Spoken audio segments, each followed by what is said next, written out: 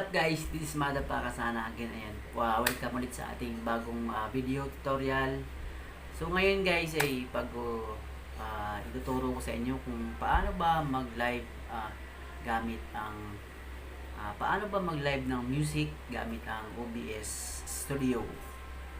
So recommend ko talaga sa mga gustong mag-live ng music dyan, pinaka-the best po talagang gamitin sa OBS Studio ang apps na gamitin natin pang live streaming ng music.